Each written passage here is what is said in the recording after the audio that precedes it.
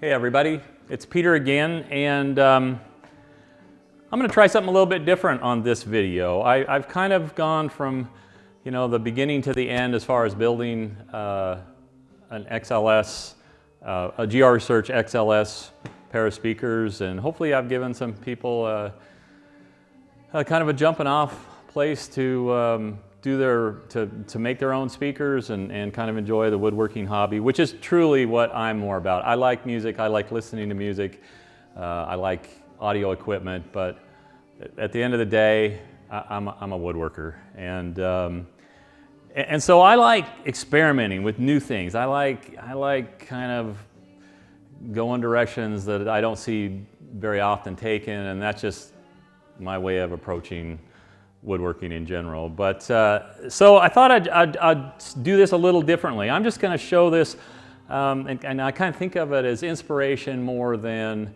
how-to video, because there's parts of this I'm going to leave out. I'm just going to get to places and I'll say, I did this. So rather than go into the great detail of it all, which I'm probably doing right now, I thought I'd just kind of hit the high spots and you can kind of see how my head works. So this thing in front of you here, and in front of me too, I guess, this is a jig I made to fit on my router. And what it does is, this you see is a vacuum line, and this is what they call a Venturi vacuum generator that I plug into my compressor. And what it does is generate a vacuum that I can control with these valves. And these pockets are designed to fit XLS components, and it seems that XLS has become sort of my canvas, I guess, and I look at it as a really competent little speaker, and because I happen to have parts and pieces around, it now becomes as I said, sort of my canvas. So anyway, this you can see this is a reject side, and these just fit in here, and then I pull a vacuum in and it pulls this down and locks it in place, and then I can route designs in here, and it can be just about unlimited, only by imagination, I guess. So here are some examples of some that I've done.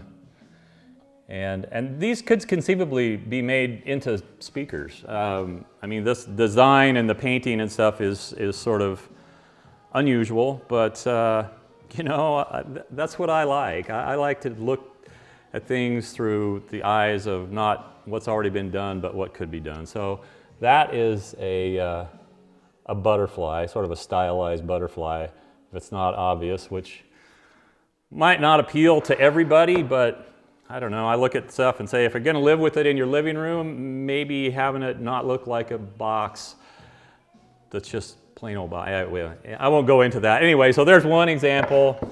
Here's another one that I did, and it was intended to look kind of like louvers. And obviously they don't, I don't know if you can see that with the camera, sort of turning that so it catches some incident light. But they're just pockets in there. They're not actually going through the back side, as you can see. And then this one, there's a couple of young men in Illinois who are endeavoring with their dad to build a set of XLSs, which I think is really cool. My own father was someone who sort of got me started in audio. I don't think he intended to, but I grew up with some pretty interesting audio gear, and I just took it for granted. And from there, as a teenager, I started getting my own equipment. Of course, turntables were the order of the day way back when. And later 8-tracks and cassettes, and finally CDs, and now streaming. It's a whole different landscape. But this I made. I want to do a little shout out to Grayson and August, who are brothers who live in Illinois, and they and their dad are building a set of XLSs, and I've been talking to Dad a little bit about how to finish them. So this is a way of showing what can be done on a CNC router, and also a shout out to Grace and August for endeavoring to do it. I think it's cool. I think it's really cool that you're doing it with your dad, and that you know, it might just propel you on a course kind of like I had. I don't know if that's good or bad, but it certainly has stuck with me my entire 65 years. Well, you know what, I probably was only aware of it when maybe I was 6 or 8, so maybe it's more like 59 years. So what I'm going to do, so one other thing. So here's what I'm going to do today. I'm going to show you a patination process, and patination is just a way to color and sort of pattern metal. And these are pieces of 16 gauge cold rolled steel, and I had these sheared and then I trimmed them to size and put the radii on the corners and stuff. And what they're going to do, I'm going to take a piece and kind of hold up here so you can see where I'm going with all that. And these, by the way, are X-LS speakers that I did from my own kits. But before I assembled it, I cut these recesses in this jig. So there's a lot of different things that could be done here. And what I'm going to do is I'm going to put a patina on these, and then I'm going to glue them into that recess. And once I get these colored, then I'll figure out what color to do these. They're in primer right now, and this stuff you see right here is actually filler. So they're ready to sand and paint, but I'm not sure what color would look best with these once I get them done, because I've never done this process before. In fact, this seems to be a sort of a theme for me, is doing things I've never done before in front of a camera. So we can all see if I botch it up or if it comes out cool or whatever. So that's my intention. I'm going to button this stuff up and going to reset up here and get ready to put a patina on these. And I'll be using some products I'll point out, but there's a company called Sculpt Nouveau, and they're in California. And by the way, always there's going to be links. If I call out a product in a video, I will link it in the description. So I get a lot of emails because I don't go into great detail and I don't put it on the screen, but it's rare that I would point to a product and not give you a way to get to it. So that's it for now. I'll come back, we'll reset up, we'll get patina on these, which will sit for a week. And then we'll get on to finishing and so on here. So I'll catch up with you a little bit later.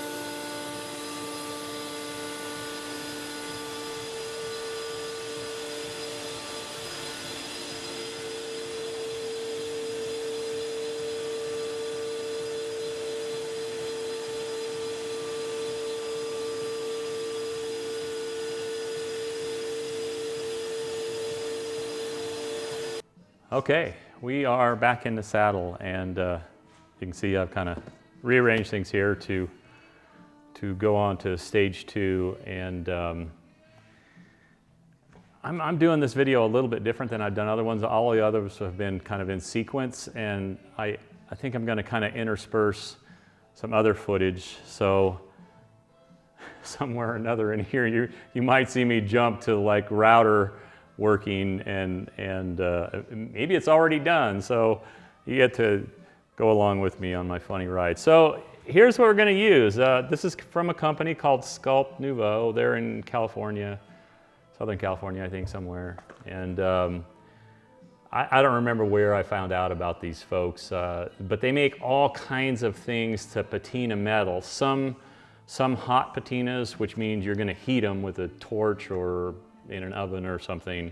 And this is called a cold patina, which is, it's going to react with the steel. And by the way, I sanded all these up to 120 grit with a DA sander. So there's going to be a lot of things here that probably aren't within the scope of the kind of DIY that I've covered before, but that's not my point. It's to kind of, you know, put new things into the world. That's my interest and kind of how my brain works. So this is metal cleaner, and I put some of that in a spray bottle. This is the actual patina. They call this Japanese brown, and I'm going to use painter's plastic, which is that stuff right there.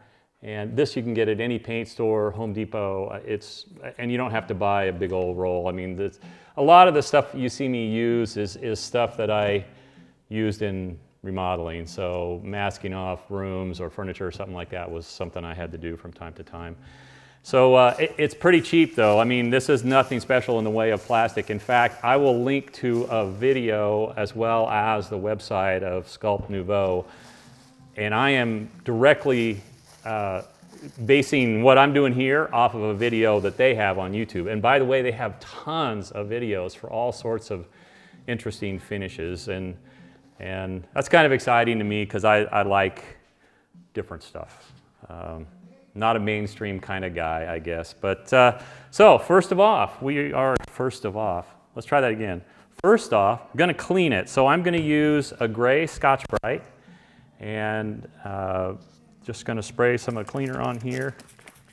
And by the way, this is all scraps that I'm working on. So, and by the way, I also put plastic underneath this tarp because you know how I am about protecting my bench top.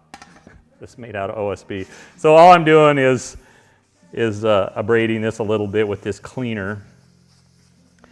And it doesn't say any, most cleaners, by the way, this doesn't smell at all. I don't know what it is, but the fact that it comes from California tells me it can't be too nasty because they heavily regulate solvents and stuff like that. If you're wondering why I'm not wearing a respirator or anything, it doesn't smell. I don't think it would even hurt to get it on my hands, but I'm using rubber gloves nonetheless. They're actually not rubber, they're nitrile. So this takes any oil. When you have steel like this, just a fingerprint from the oils that are naturally on your skin would change the way this works. So that's another reason to wear gloves. I don't know how much to clean it, but I'm going to do a couple pieces, then I'll probably blast through the rest, fast forward, without yapping. I really am trying to make a shorter video. They're just, and by the way, the backs I've marked with an X. I don't need to do any prep on those because it's just, all it's got to do is hold glue there. And I use Mama's Best towels. These are shop towels. And that gets that pretty clean. Mama, I don't think my wife would appreciate me referring to her that way. So my wife's, I didn't steal any of the good towels from the house, let's just put it that way. I have my own supply in the shop. So from here, we spray the patina and put the plastic on. The plastic is what's going to give this a pattern. So patina is going to essentially oxidize the metal. And on steel, that's usually in the form of rust, but whatever they put in this is not just rust. The sample I saw was kind of gray and coppery brown, really pretty, but I guess we'll see. And I'm going to clean this a little bit more. I'm looking at this and seeing some uneven areas. And I don't think it matters how much or how little, well, actually how much of this you would do. It's cleaner of some sort, but it's not nasty like lacquer thinner or something like that. And really the way this pattern works out, I don't know that it would matter if that's really, really even in terms of sheen and look, because the pattern is really random and kind of not like painted metal. It's very random and different in nature. So from there, I'm going to spray the Japanese brown, and they say to wet it heavily. Oh, you can already see it's changing the nature of things here. I don't know if you can see that, and I don't want to tip it up too much, but it's already turning things brown. And so the next step is to cut some of this plastic. And what they show is just putting this on the surface and sort of bunching it up so it looks kind of like that. And those areas that are air pockets will oxidize differently than the areas that are tight down to the metal. And again, my first time doing this, so it's not like I have a ton of experience. They say to sort of wrap the plastic around to keep the moisture in there, and that's going to elongate the oxidation process. And from what I gathered on their video, you can do this kind of any way you want. I mean, you could make circles, well, I don't know. I'm playing around here, obviously. So, kind of however you think it would look good. The raised areas will be kind of coppery in color. This is just from watching their video. And the areas that are in more contact with the plastic, those will turn more gray. So I'm going to set this aside and we'll do another one. And if I didn't already say it, I might be repeating myself, which wouldn't be anything new, would it? So again, cleaner. Hit that with a gray Scotch-Brite. And I suspect this is not all that critical. Just looking to get oil off the surface. Your hands, your skin has actually quite a bit of oil in it, and it would act as a resist, I think, to the way that the patina is designed to work. And by a resist, I mean an area with oil would serve to sort of protect the steel. And in fact, steel like this is sort of has, I don't know what they do when they make it, but it has sort of an oily coating on it. And that's what keeps it from rusting when it's just sitting on the shelf at the metal supermarket, which is actually a brand name. And there's a place kind of like that locally to me that he'll do whatever I want in the way of metal, and he'll also cut it for me, which is kind of a nice thing.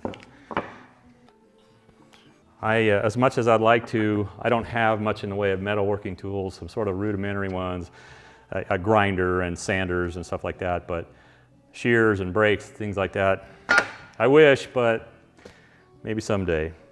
So there we got clean. I have wiped it dry. I don't know if that's important, but I'm going to spray the patina on it. Maybe I should set this stuff aside. I don't know if you can actually see this from the vantage point of the camera, but as I spray that on, it instantly starts to rust, and you can see that kind of coppery brown. I don't really want to tip that, but hopefully that you can see what's going on there.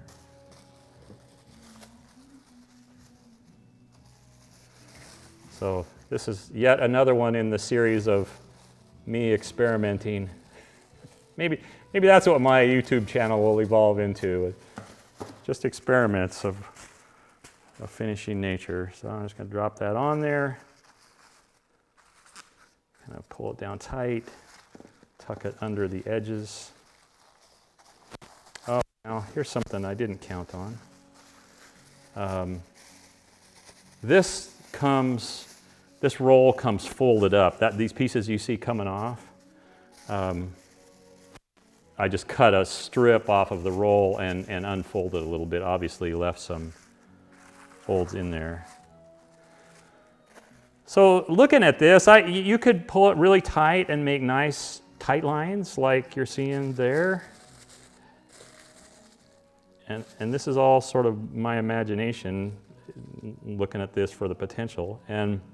Or you bunch it up a little more like that, and it will show more in the way of lines. I would think that if you're doing this on some project, you'd want to make it at least sort of consistent between pieces so it didn't look like the world was reinvented when it with each piece. But maybe it should look that way. I don't know. Use your own common sense, I guess.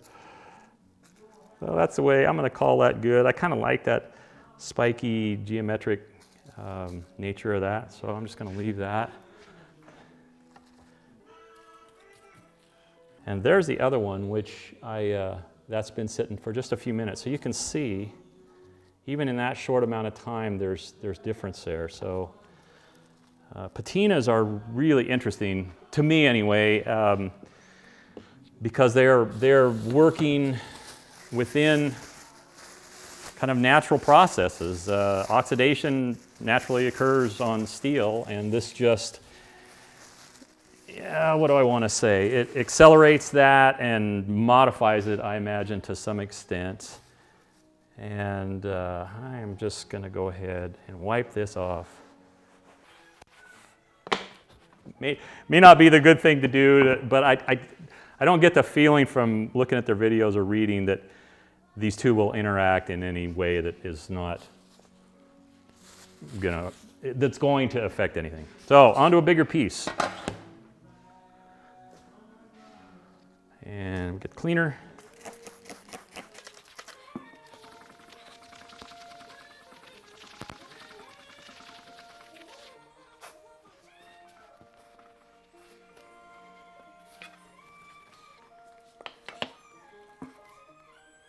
I'm going to let that dry. And cut a piece of plastic here about the right size.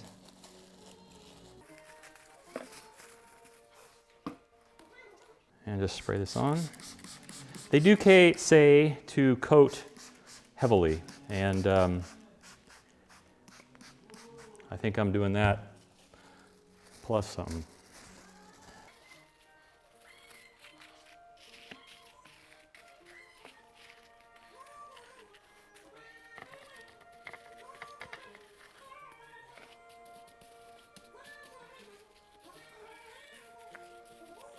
You know what? I'm starting over. I need a bigger piece of plastic. I'm pulling that off of the edge as I go. And, so I'm going to quickly cut a bigger piece of plastic here. Here you can see how this stuff is folded up as it comes off the roll.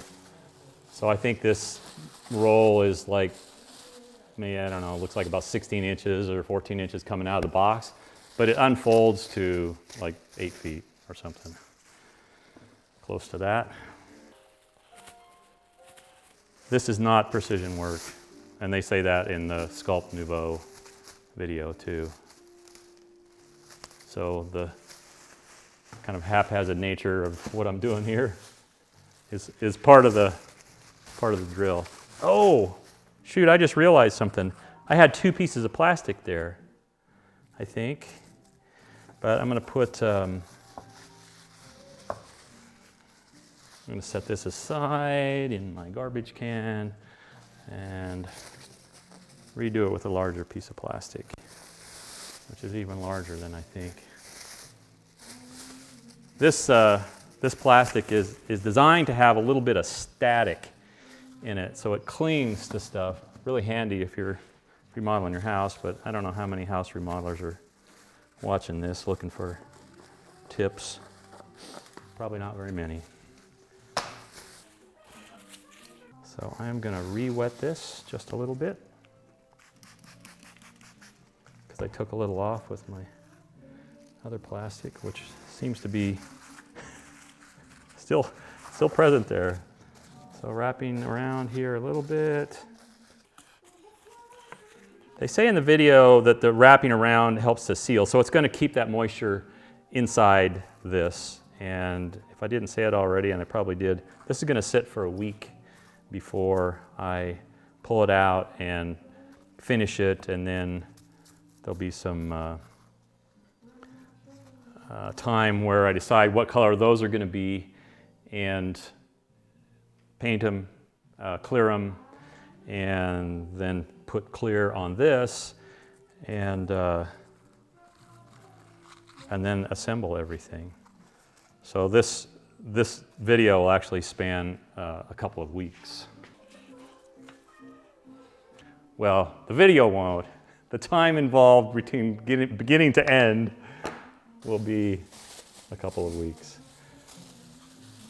So I'm going to shut up now, if you can believe it, and blast through these last 3 pieces, and then I'll shut it off and come back in a week and we'll unveil the stuff.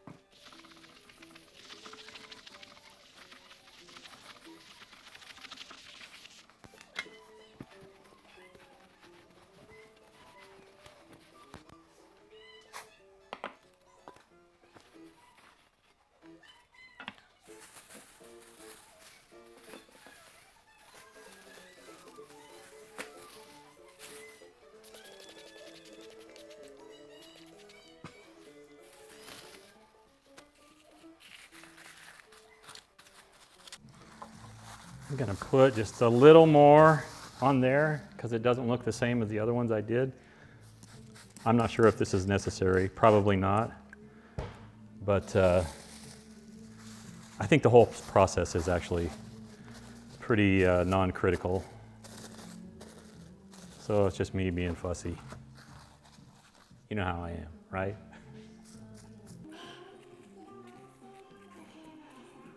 Next time you see me, we'll be looking at these, taking the plastic off and seeing how they look. They're gonna look pretty cool, at least from my point of view. I guess that's all pretty subjective.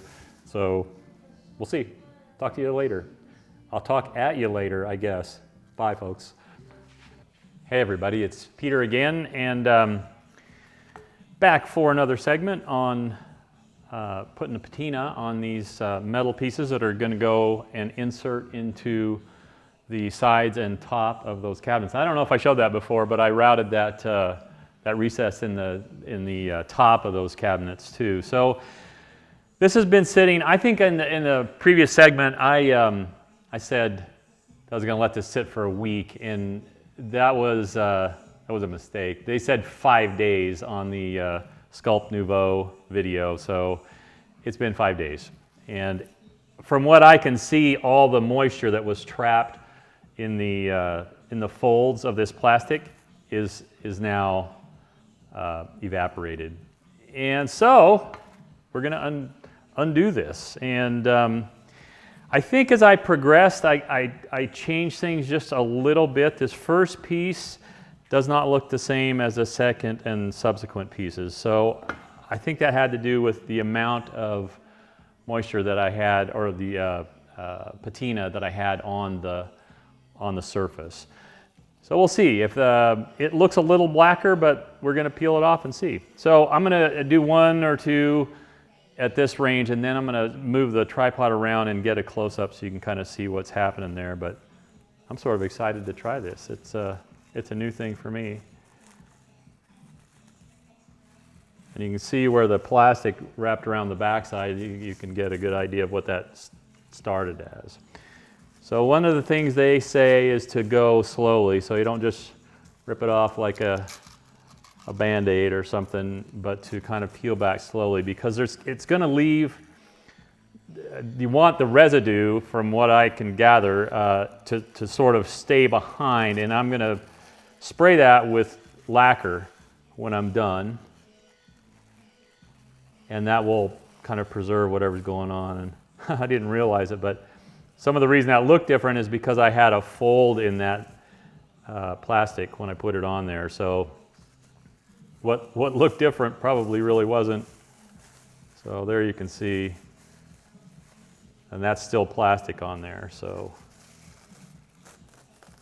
that was me not paying close attention to what I was doing.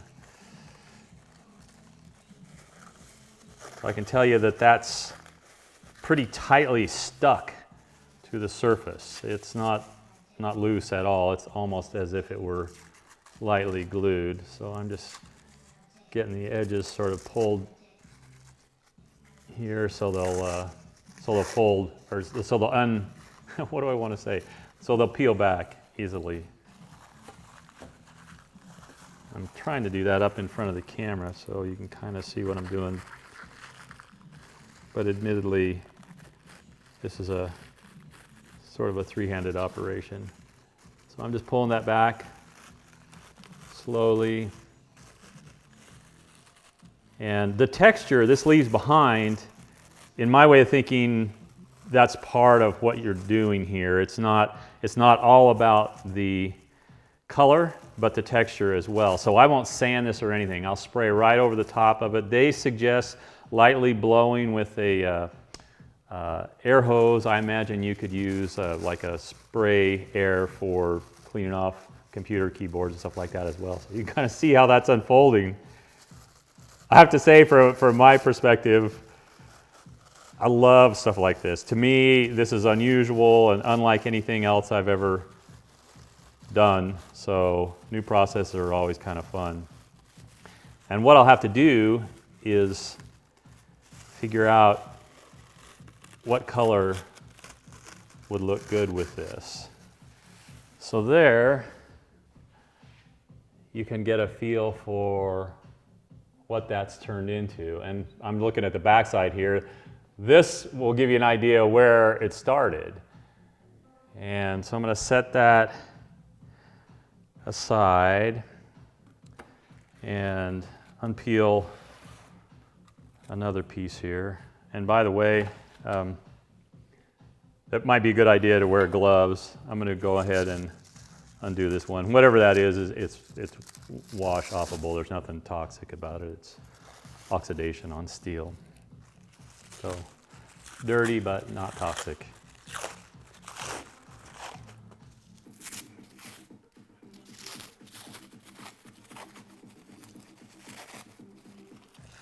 So for all you watching, you've probably gathered by now that the direction of my YouTube channel is probably going to veer off more towards finishing than the speakers themselves. There's other people who are doing that. Danny's certainly covering his own designs on his channel, and so this is the fun stuff for me.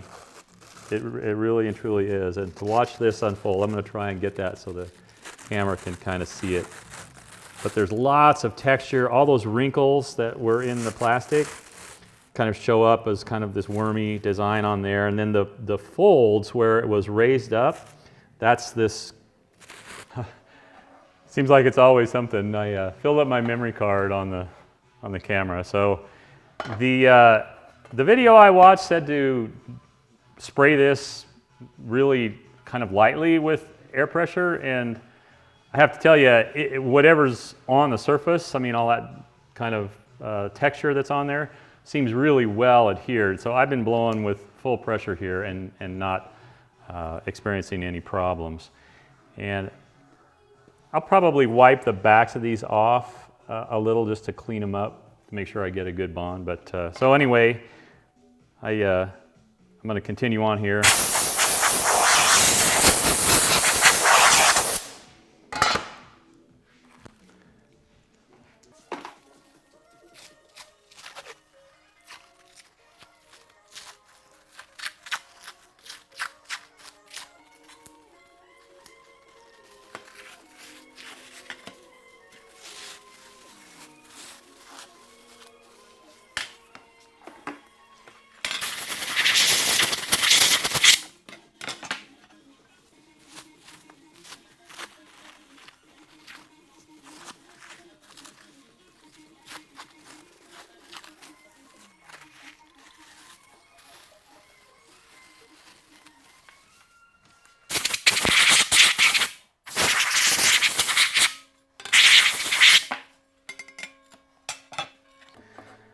Now these are acting a little bit different, and I honestly can't tell you what the difference is. This one seems to have more loose scale on there, and I'm blowing more of it off, and they appear different too. And I wish I could tell you what I did different, but this whole process is a really haphazard, so I'm not going to worry about it too much.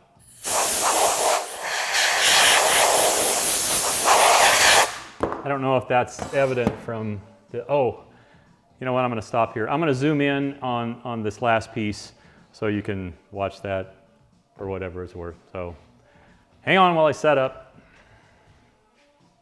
Okay, I'm looking at the tiny little monitor on my camera here. Maybe someday I'll set up an iPad or something. So just wanted to show this a little closer up.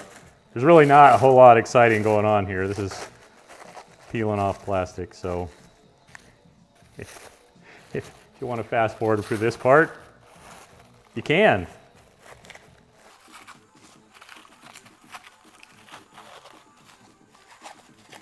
Just looking at the back of that gives me some ideas about how I might do this in the future.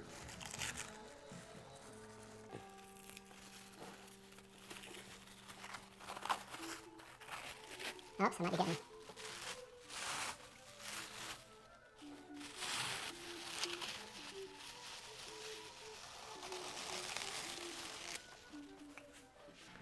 When I do stuff like this, I always think it would have been a good idea for me to have taken some art classes somewhere along the way, but I haven't ever.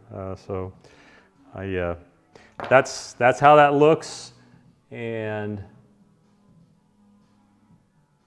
apologize if I'm getting that out of frame. I forget that I'm zoomed in here. So now I'm going to blow it off.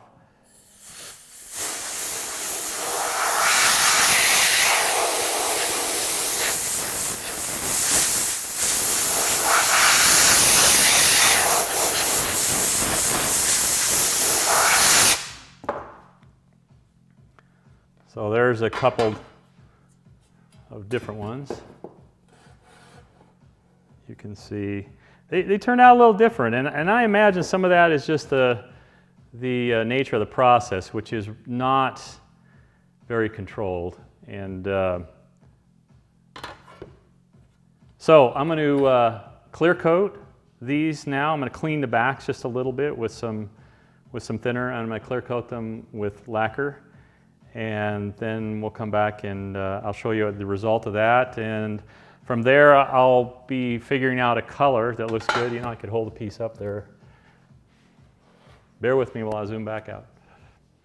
Well, I'm certainly a better woodworker than I am a videographer, but this is still raw, not clear coated yet. And putting that in there, actually black might not be a bad color to go with. I'll go through a color swatch book and see what I can find. And anyway, so I'm gonna clear coat these, then we'll come back.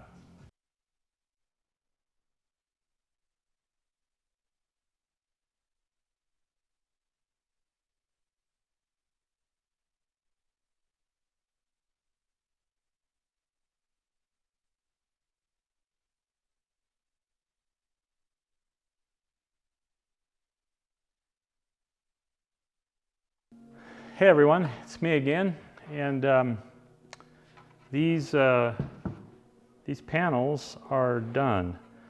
I sprayed 3 coats of lacquer on them, and I didn't really sand, but I scuffed really lightly with a maroon Scotch-Brite between the second and the third coat, because I just wanted to take the sharp nibs off. And that does that without really removing any material, but sort of takes the very highest peaks off and makes it a little nicer to touch so it doesn't feel sharp. And been thinking about color here, and I kind of like how this looks just with black. I'm going to put that, sort of set that in there, and I don't know how well that shows up for the camera or not.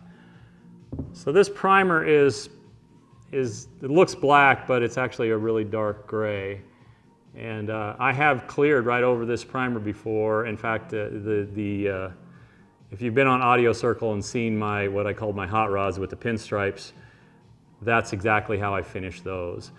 And I thought about doing the same thing here, but I think I want to lighten that gray up a little bit.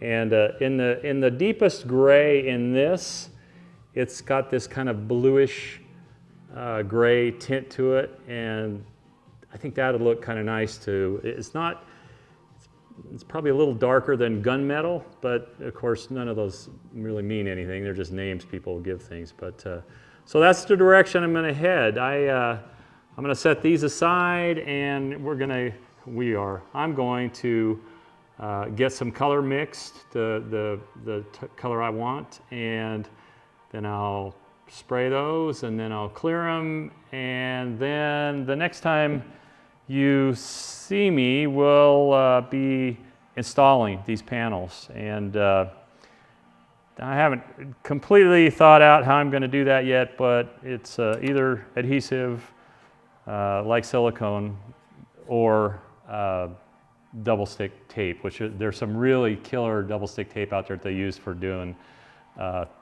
the emblems and stuff on cars, and it's a Body Supply product. Anyway, so that's where we are, and that's it for now, and next time you see me, we'll be a little further down the road, so see you then.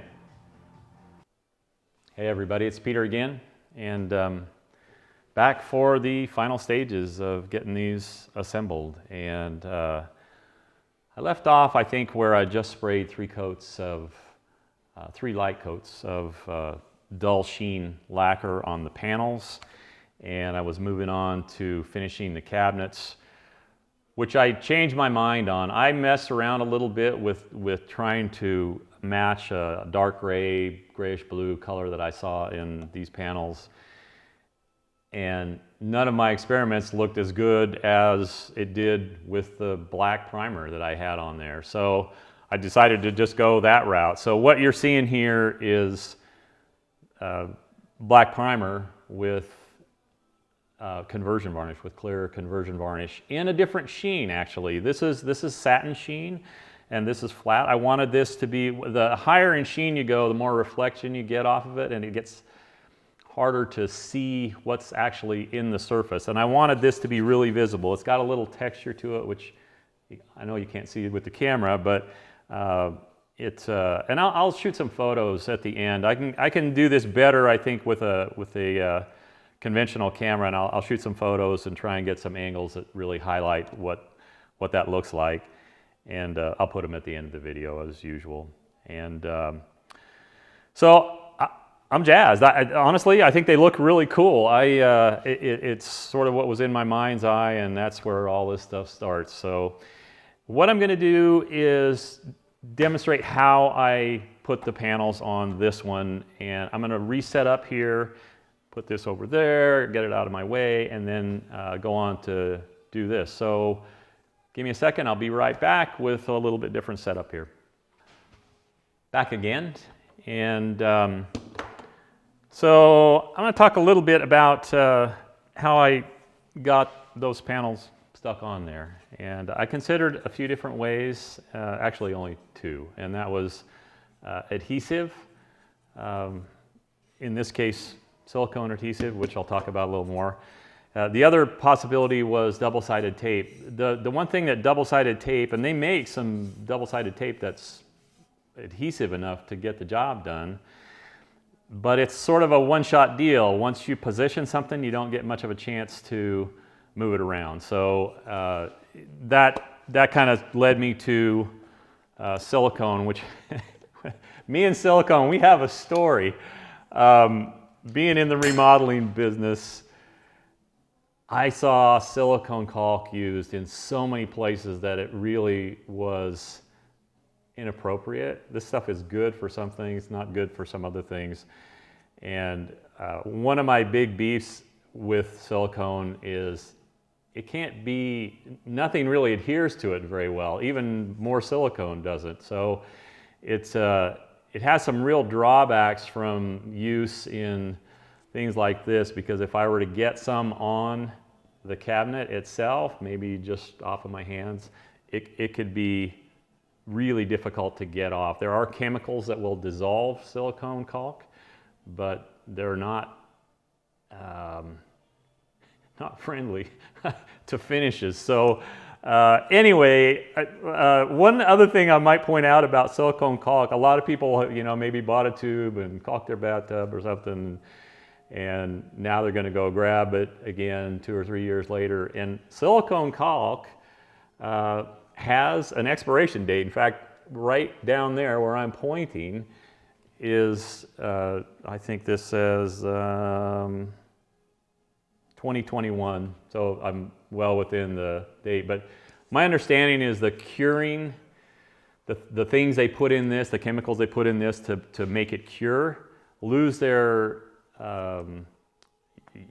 properties that make them do that over a period of time. So if you've ever gunned some of this out of an old tube and it didn't harden, that's why. There's a shelf life to this, and you want to pay attention to that if you're using silicone. And you're going to see me prep this in a way so that I'm really protecting the finish on the cabinet. I don't want to get this anywhere but exactly where I want it. And I'm going to use a notch trowel. This is a 3/16 notch trowel. This is a cheapie, probably bought at a home center. And I'll see if I can find a link to it if you're actually doing this. But if I'm not mistaken, this was actually designed to put on the adhesive to do what's called cove base, which is often used with vinyl floors, especially in institutional applications, stuff like that. Anyway, it's a cheapie. That's probably a $2 or $3 thing at that.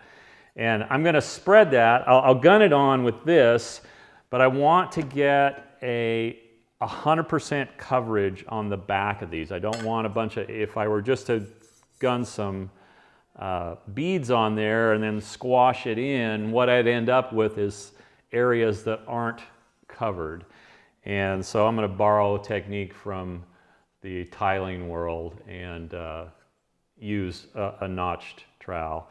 But first thing I'm going to do is I'm going to mask this stuff off, and I'm going to let that overhang, my masking tape overhang, into that recess, 1/4 inch, 3/8 of an inch, something like that. That isn't so important, but keeping it off the cabinet is the important factor here. And then I'm going to abrade this surface. And you can maybe see that in the camera. Let me tip this up. And when I sprayed these, I didn't pay a whole lot of attention to this because I knew it was going to get covered. So that's why it looks different.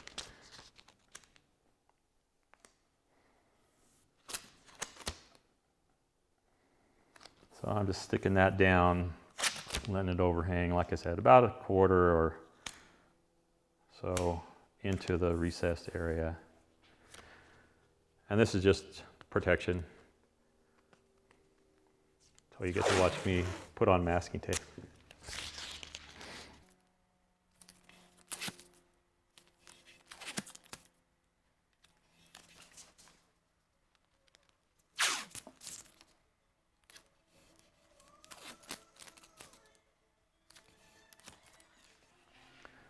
Alrighty, so I've masked that off.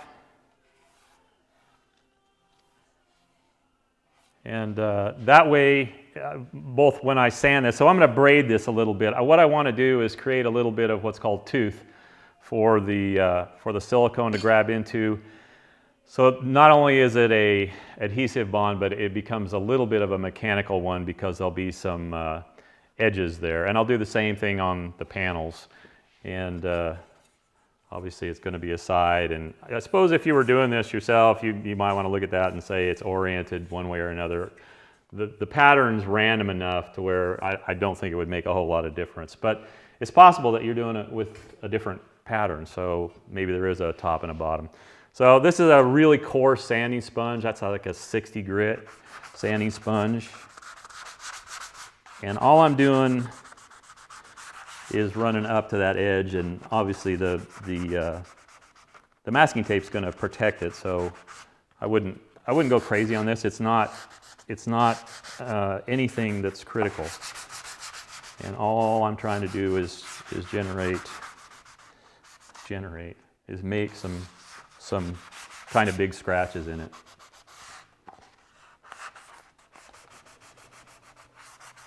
I am trying to not tear up the masking tape at the edge there, although all that's going to be hidden, so it wouldn't be a big deal. And then I want to wipe that off. This is a slightly dampened microfiber towel. I found microfiber to be really good for a lot of things. And then I'm going to do the same thing on the back of the panel. Now these I did spray a seal coat of lacquer on, and I want to braid that a little bit too. So that's pretty straightforward. Same kind of a deal. I just want to create as complete and solid a bond there as I can. And wipe that off. And now we're good to go. So I'm going to gun some silicone on there. And then I'm going to use this to spread it around. And I'll tip that up. I'm guessing that's not really visible from the camera angle, but so I'm going to pull a plug out of there. And you know, one thing whenever I'm using silicone, when I was doing showers or bathroom countertops and stuff like that and remodeling gigs, I always had lots of paper towels, and I would tear them off and just give myself a pile of them. One thing I've found is when you're using this, if you wipe it off on a rag or something and you grab that rag again, there's a really good possibility you're going to get it someplace that I would get it, someplace that I didn't want it. So I would use these as kind of one-use deals. I'd get it on my fingers or put it on something else, and I just looked at it as being cheap insurance. And you can see I've got that cut really big off. This was a tube of caulk I had, and it'd been around long enough that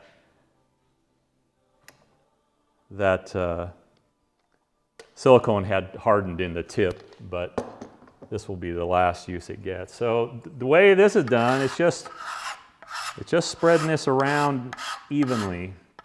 And the thinking behind notching that you get with a, this isn't really a trowel, but I'll call it one anyway, is that the V's that are created there will fold over into themselves and create 100% bond. It also gives a way for air to get out from underneath there. And I didn't get enough on there. I'm kind of sneaking up on it, which is my way, I guess. And I'm purposely putting it in the center and sort of working towards the edges. And you'll see me clean that off from time to time. And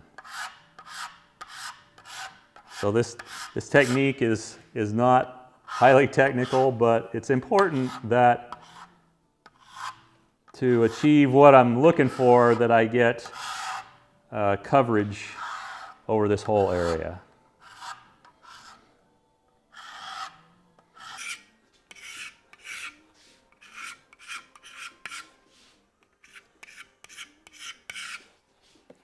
little bit more.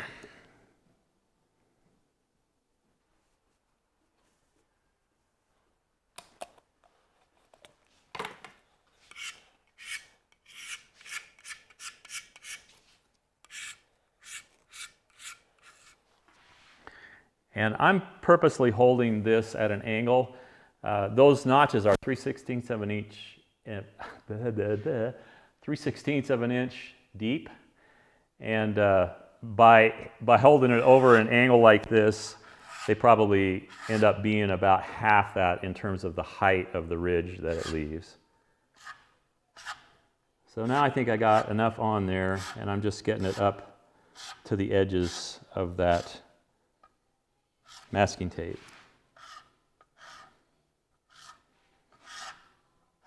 And by the way, it stinks. Silicone, the curing agent in a lot of it, has a, I can't remember what it is now, but anyway, it has a real specific, oh, it's acetic acid, that's what it is. It has a real specific and unpleasant to some people's noses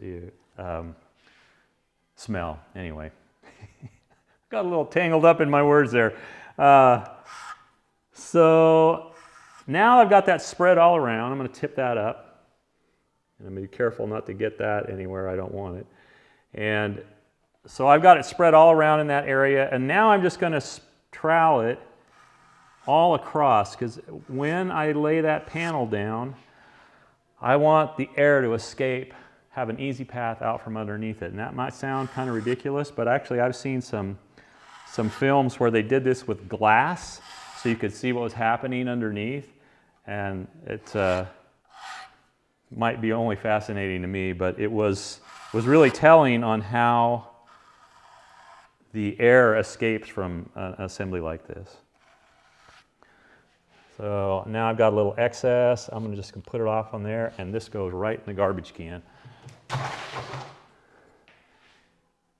And what I'm going to do now is I'm dragging across there, and I'm getting any big gobs off. Don't want so much excess that it prevents the panel from going down tight, but I want enough that it gets 100% bond on the back.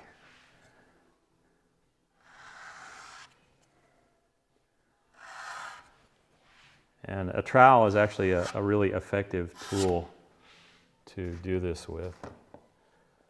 I don't know if I've mentioned it, but in remodeling I did a lot of tile work. And this is directly borrowed technique from tiling.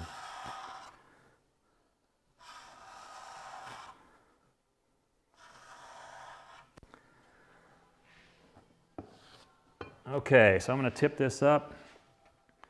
There's what it looks like when it's all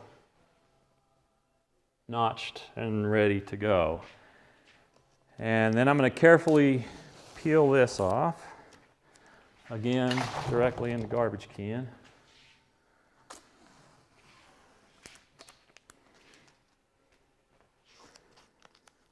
Sometimes silicone has kind of strings attached, and you want to be careful that they don't go places that you don't want them. And where you don't want them is anywhere on the cabinet where they're going to show. And this is the top. You know that by that. And so I'm looking at this, deciding which way I want it to go. I think I want that at the bottom. So I'm just dropping that in place. And there's just a little bit of space around the edge, so I am kind of moving that around, and the idea is that those ridges are collapsing into the furrows in between them, and that should give 100% coverage, or pretty darn close. I can tell you that on that I took a metallic, the end of the handle of this, and that has no ring to it at all. And by the way, I'm going to do the same thing here with the silicone. Get it out of my way. So I'm wiggling that around a little bit, and The next part you could do a couple different ways. You could put pressure on it like that. I just want to get it.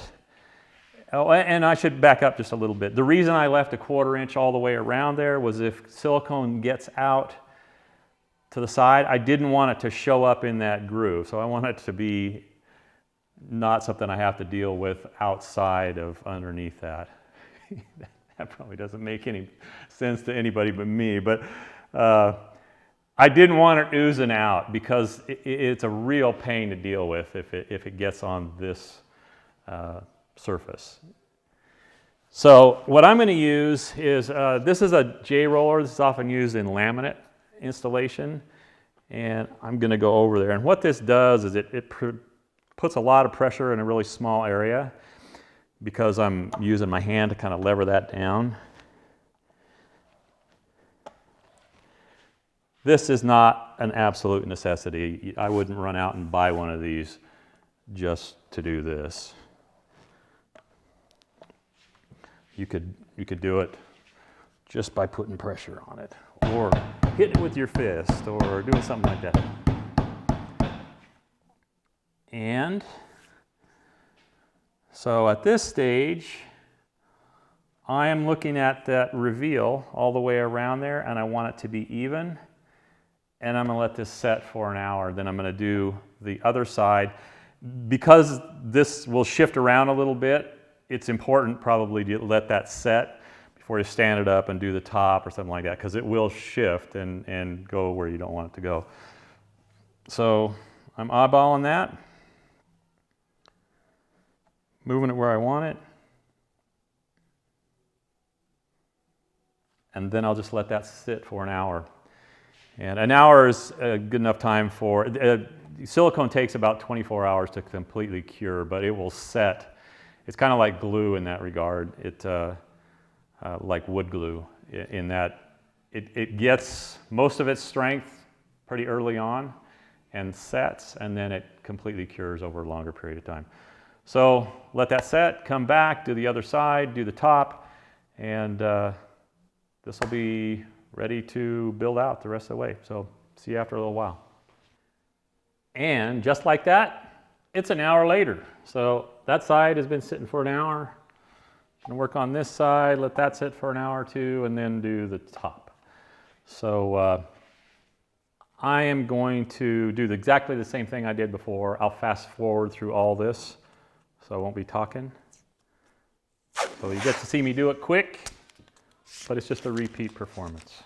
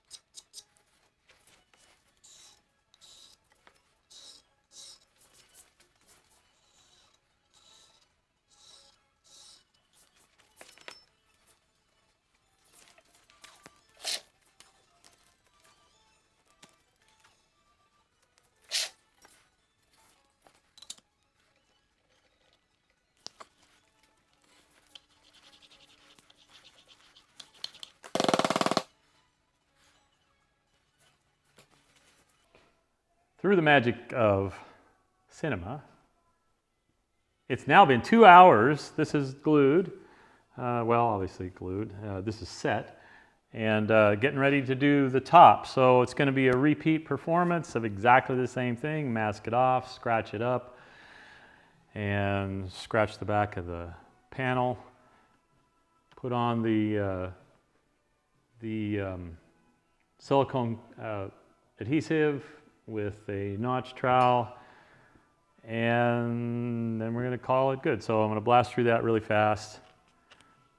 is probably why my videos are so long, because I can't stand to leave some of the process out. So you get to watch, but I'll shut up as I screw up with the masking tape, and I'll fast forward through all this.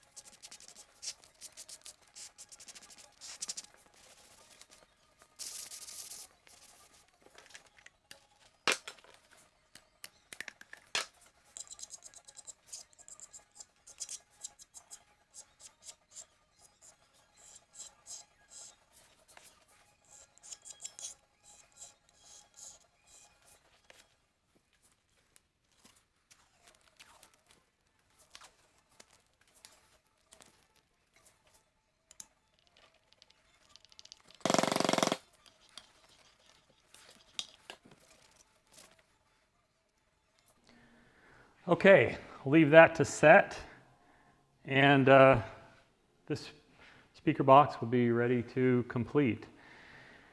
And so all this was mostly about doing something that I find kind of intriguing. I like trying new things, as you all probably know by now.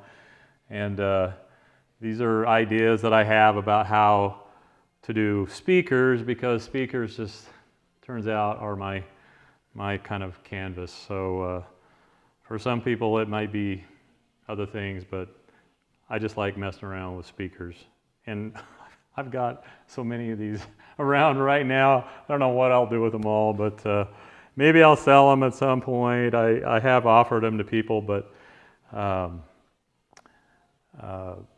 anyway, so that's it for now, folks. That's and I'll put links to stuff I use at the end, and I'm going to shoot some photos of these, and I'll put them at the end of the video. So that's it for now. I might mention something. If there's any of you watching that want to see something specific, or want me to try something you've heard about or something like that, I'm always game to kind of look into stuff like that. I can't guarantee you that I'll do it, but I like making furniture and things like speakers that are sort of out of the ordinary. So if that's something you've run across, why, shoot an email my way. And by the way, my email address is always in the description.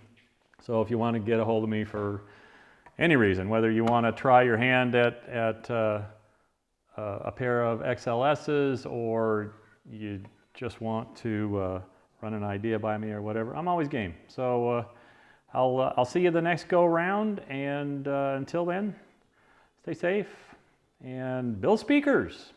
Bye, folks.